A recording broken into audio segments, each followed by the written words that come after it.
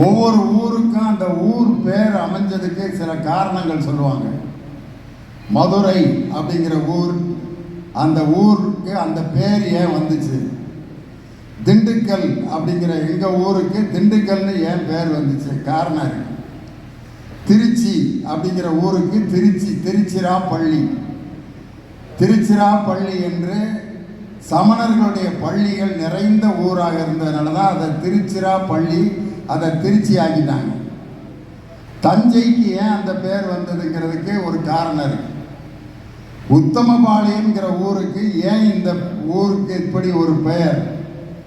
உத்தமர்கள் உருவாகி உத்தமர்கள் வாழ்ந்து கொண்டிருக்கக்கூடிய ஒரு ஊர் என்பதால் தான் இந்த ஊருக்கு உத்தமபாளையம் என்று பெயர் வைக்கப்பட்டது. அப்படி என்ன பெரிய உத்தமர்கள் இந்த ஊரில் பிறந்து வாழ்ந்திருக்காங்க.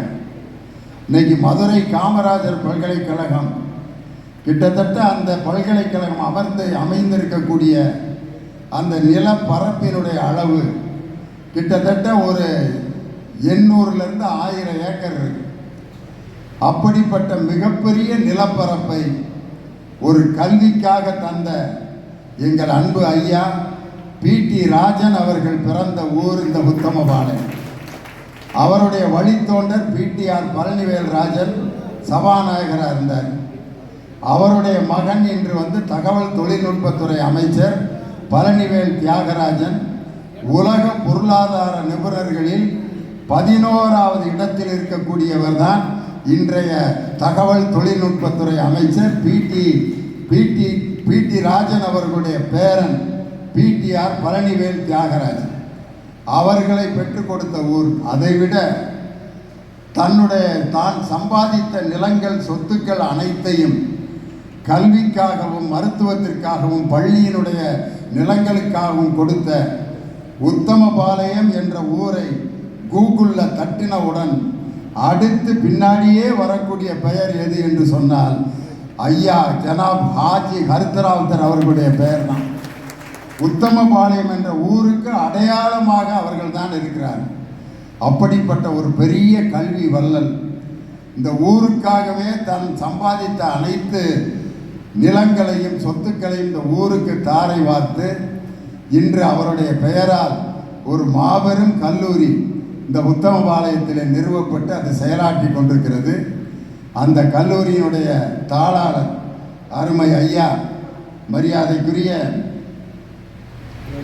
தர்வேஷ் மைதீன் அவங்க உட்கார்ந்துருக்காங்க. அவங்கெல்லாம் இருக்கிற மேடையில் நான் இருக்கேன் அப்படிங்கிறத நினச்சி நான் மிகப்பெரிய பெருமை அடைகிறேன். அவருடைய கல்லூரியினுடைய முன்னாள் முதல்வர் ஐயா அவர்கள் எங்கள் பள்ளியினுடைய மாணவர், இந்நாள் முதல்வரும் எங்கள் சென்ட் மேரிஸ் பள்ளியோட மாணவர். அவங்க 2 பேரும் எங்கள் அப்பாட்ட படிச்சிருக்காங்க. எங்கள் அப்பா பேர் ஒய் இன்னாஸ். அவர் ஒரு பிஇடி வாத்தியார். அவர்கிட்ட படித்த 2 மாணவர்கள் மேடையில் இருக்காங்க.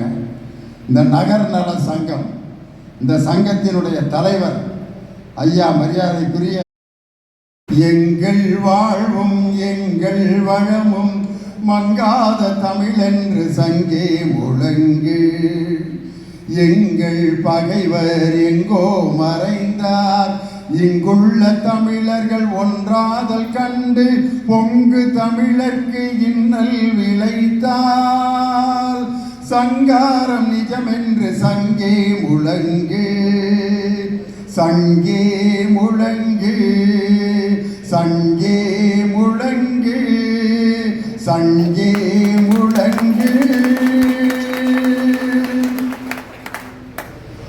உத்தமபாளையம் நகர்நல சங்கத்தின் 4ஆம் ஆண்டு விழாவை முன்னிட்டு இன்று மிக சிறப்பாக ஏற்பாடு செய்யப்பட்டிருக்கக்கூடிய இந்த அருமையான ஆண்டு விழா பொதுக்கூட்டத்தில்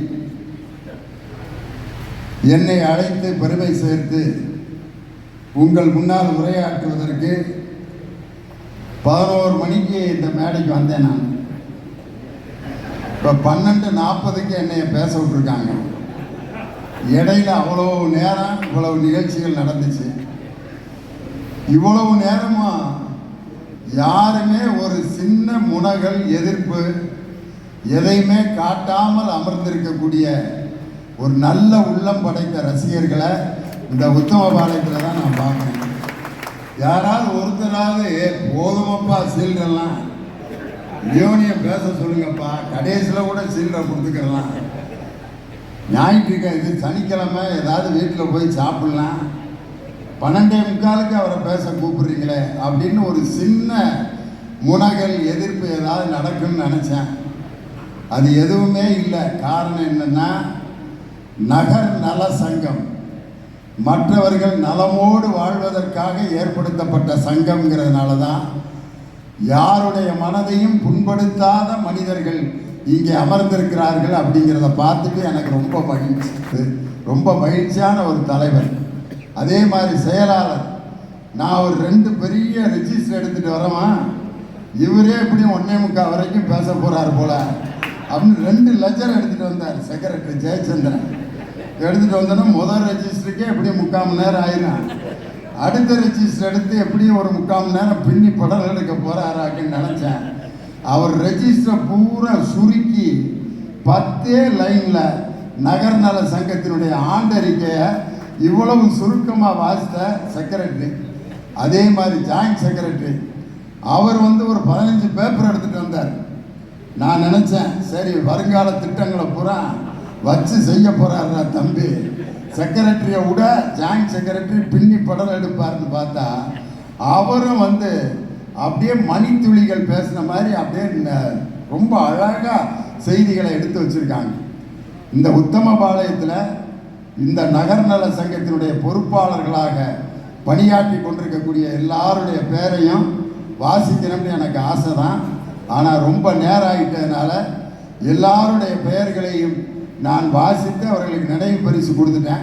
அதனால் மீண்டும் அந்த பெயர்களை படிப்பதற்கு நேரமில்லாத காரணத்தினால் நான் இந்த நிகழ்ச்சிக்கு வருவதற்கு முக்கியமான காரணமாக இருந்தவர் கம்பம் புதுப்பட்டி நகர் நல சங்கத்தினுடைய தலைவராக இருக்கக்கூடிய என் அன்பு அண்ணன் சுப்பிரமணி. 75 வயசாகுது. ஆனால் அவரை பார்த்தா இப்போ கூட பொண்ணு கேட்டால் கொடுத்துருவாங்க. இப்போ காஞ்சி கருத்துராதர் காலேஜில் ஃபஸ்ட் இயர் சேர்க்க சொன்னால் பேண்ட் ஷர்ட்டு ஜீன்ஸு டிஷர்ட்டும் போட்டு வந்தால் அவருக்கு இடம் கொடுத்துருவாங்க. பேரம் பேச்சு எடுத்த பிறகு இவ்வளவு சுறுசுறுப்பாக அவர் செயல்படுவதற்கு ஒரே காரணம், தனக்கான வேலைகளை விட மற்றவர்களுக்காக உழைப்பதிலேயே தன்னுடைய காலத்தை செலவிட்டு கொண்டிருக்கக்கூடிய ஒரு அற்புதமான மனிதர் தான் என்னுடைய அன்பு அண்ணன் மரியாதைக்குரிய ஓய்வு பெற்ற ஆசிரியர் கம்பம் புதுப்பட்டி சுப்பிரமணியம். அவர்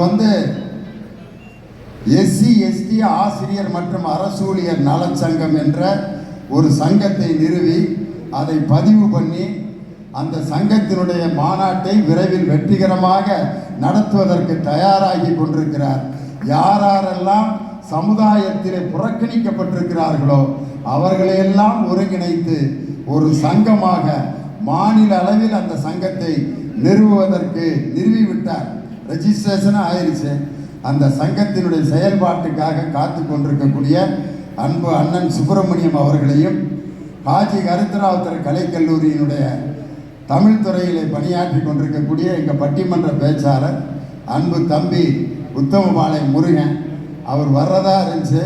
ஆனால் சுகம் இல்லாதனால வர முடியல. இந்த அருமையான பெரிய கூட்டத்தை பார்த்துட்டு எனக்கு ரொம்ப சந்தோஷம். இன்னைக்கு எல்லா பள்ளிகளும் கல்லூரிகளும் அரசு அலுவலகங்களும் நிறுவனங்களும் வேலை நாளில் இருந்து கொண்டிருக்கக்கூடிய நேரத்தில் இந்த அரங்கமே நிறைந்து நகர்நல சங்கத்திற்கு நீங்கள் கொடுத்திருக்கக்கூடிய ஆதரவை பார்த்து என்னுடைய மனம் மிகப்பெரிய மகிழ்ச்சி அடைகிறது. உங்கள் எல்லாருக்கும் என்னுடைய மனமார்ந்த வாழ்த்துக்களையும் நன்றியை தெரிவிச்சுக்கிறேன்.